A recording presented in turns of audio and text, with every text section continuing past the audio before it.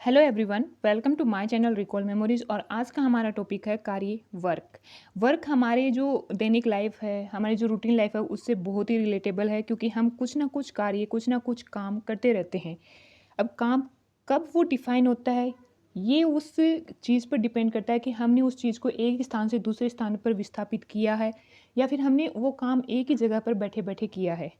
तो वो हम देखेंगे कि कार्य कब हम कह सकते हैं कि भाई मैंने ये कार्य किया है।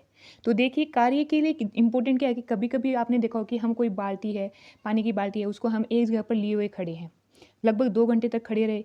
लेकिन उस बाल्टी को हमने एक जगह से लेकर, दैट सपोज मान लें कि आपके घर में कहीं पर भी लेकर, कहीं से भी लेकर आप उस बाल्टी को कहीं दूसरे स्थान पर नहीं लेके गए हैं, तो विस्थापन नहीं हुआ है। मतलब एक स्थान से दूसरे स्थान पर वो विस्थापित नहीं हुई है। इट मीन्स क्या हुआ कि वो कार्य नहीं माने जाएगा। उसके विपरीत अगर आप कुछ छोटा सा पेंसिल है, रबड़ है, अगर उसको भी आप टेबल से उठाकर अगर अपने किसी दूसरी टेबल पर ले जाकर रख रहे हैं या घर के दूसरे किसी अलमारी में रख रहे हैं, तो वहाँ पर क्या हो जाता है, काम हो जाता है, वर्क हो जाता है कि आपने वर्क किया है। ठीक है। तो कार्य की डेफिनेशन क्या है कि बल गुणा बल की दिशा में विस्थापन होना ही कार्य होता है। W बराबर F गुणा S। अब कार्य के लिए दो इंपॉर्टेंट चीज़ें हैं। कार्य किन दो पर निर्भर करता है? एक तो बल पर निर्भर करता है, फोर्स पर। और फोर्स मैंने पढ़ा रखा है, नहीं पढ़ा है तो प्लीज़ पढ़िए। और दूसरा है कि बल की दिशा में विस्थापन। बल की दिशा में विस्थापन मीन्स कि कोई वस्तु अगर पहले टेबल पर रखी हुई थी, कोई पेंसिल थी वो टेबल पर रखी हुई थी, अगर उसी पेंसिल को यहाँ से उठाकर मैंने दूसरी जगह दूसरी टेबल पर रख दिया, तो वहाँ पर मैंने क्या किया है, कार्य किया है। कार्य किस प्रकार की राशि है? अदिश राशि है। देखिए, हमारे पास भौतिक राशियाँ दो प्रकार की होती हैं, सदिश राशि और अदिश राशि। सदिश राशि क्या होती है कि जिसकी दिशा और परिणाम दोनों होते हैं, और अदिश राशि क्या होती है जिसका केवल परिणाम होता है, जिसकी दिशा नहीं होती है। तो कार्य किस प्रकार की राशि है? अदिश राशि है।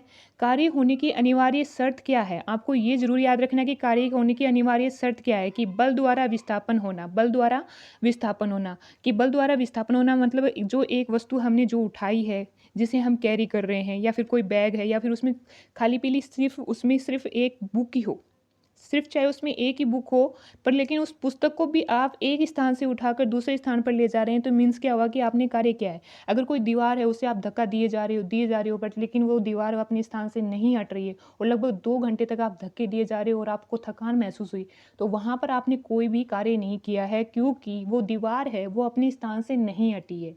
समझ रहे हैं आप? फिर है कि कार्य का मात्रक क्या है। तो कार्य का मात्रक क्या होता है? कार्य का मात्रक होता है न्यूटन गुणा मीटर। अब न्यूटन गुणा मीटर को हम क्या कहते हैं? जूल कहते हैं। देखिए, न्यूटन गुणा मीटर कहाँ से आया कि जो फोर्स है, फोर्स का मात्रक क्या होता है एसआई में?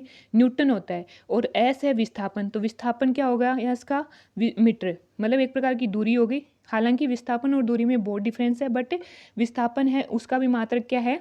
मीटर है। तो न्यूटन गुणा मीटर, न्यूटन गुणा मीटर को हम क्या कहते हैं? जूल कहते हैं। और जूल किस प्रकार का मात्रक है? एसआई मात्रक है, एक अंतर्राष्ट्रीय मात्रक है।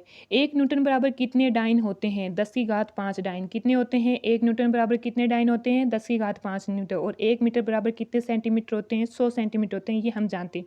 100 सेंटीमीटर को हम क्या लिख सकते हैं? 10 की घात 2 सेंटीमीटर भी लिख सकते हैं। क्या लिख सकते हैं? 10 की घात 2 सेंटीमीटर भी लिख सकते हैं। फिर है कि जूल बराबर क्या हुआ कि जूल बराबर न्यूटन गुना मीटर था, न्यूटन गुना मीटर। अब 1 न्यूटन बराबर 10 की घात 5 डाइन है, और 1 मीटर बराबर 10 की घात 2 सेंटीमीटर है। तो जब क्या होता है कि जब अगर कोई भी संख्या दे रखी है, अगर उसके आधार सेम है, तो उनकी घातें क्या होती हैं? जुड़ जाती हैं। घातें क्या होती हैं? जुड़ जाती हैं। मतलब ये है कि 10 की घात 5 है, तो यहाँ पर 10 तो क्या है? आधार है, और 5 क्या है? घात है। 5 क्या है? घात है। तो क्या हुआ कि इसके आधार तो सेम है दोनों के।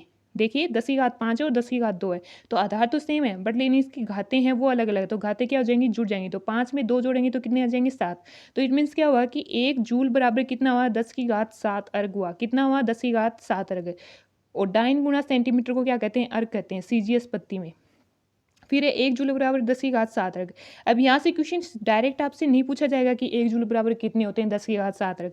आपको ये यहाँ से ये क्वेश्चन भी पूछ लिया जाएगा कि 1 अर्ग बराबर कितने जूल होते हैं? तो 10 की घात 7 जूल -7 जूल होते हैं। कितने होते हैं? -7 जूल होते हैं। इसी प्रकार 1 न्यूटन बराबर 10 की घात 5 डाइन था, तो एक डाइन बराबर कितने हो जाएंगे? 10 की घात -5 न्यूटन। कितने हो जाएंगे? 10 की घात -5 न्यूटन। फिर है इफ़ अगर बल और विस्थापन है और अगर उनके मध्य थीटा कोण हो रहा है, थीटा कोण है कि मतलब एक थीटा एंगल पर है कि भाई यहाँ पर सॉरी यहाँ पर देखिए कि यहाँ पर तो आपका विस्थापन है और यहाँ पर फोर्स और इनके बीच में थीटा एंगल है।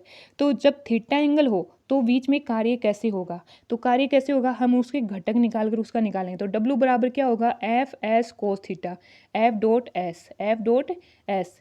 If theta equal to 0 degree हो, केस फर्स्ट क्या है, theta equal to 0 degree, means क्या हुआ कि जो एफ है और जो एस है दोनों ही एक ही दिशा में हो, दोनों ही एक दूसरे के समांतर हो, तो वहाँ पर थीटा इक्वल टू कितना होता है, 0 डिग्री होता है। और कोस जीरो का मान कितना होता है, कोस जीरो का मान होता है आपका 1। क्या होता है, 1।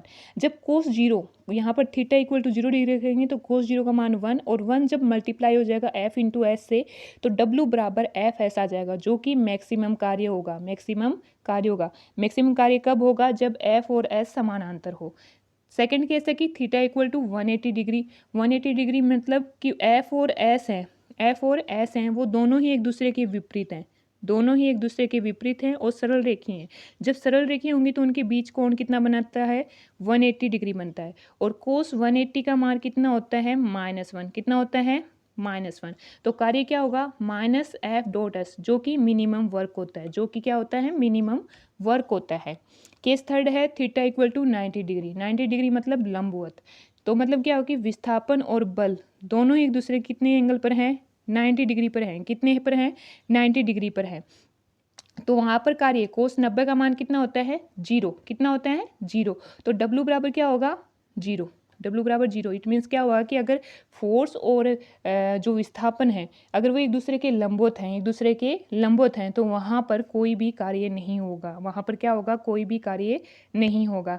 एग्जाम्पल के लिए क्या है कि अभिकेंद्री जो बल है उसके द्वारा कोई भी कार्य नहीं किया जाता। क्यों नहीं किया जाता, कि कोई भी कण है उसके केंद्र की तरफ लग रहा है तो वो इसके चारों तरफ जब आता है तो इसके लंबवत होता है, और लंबवत होने पर क्या होता है कि कोई भी कार्य नहीं होता है। इस प्रकार हमारा जो कार्य का टॉपिक था वो कंप्लीट होता है, और आई होप कि आपको समझ में आया होगा। तो पढ़ते रहिए और अपने सपनों को पंख देते रहिए, बिकॉज पढ़ेंगे नहीं तो अपने सपनों को पंख नहीं दे पाएंगे। तो पढ़ना बहुत ज़रूरी है, और तब तक के लिए जय हिंद।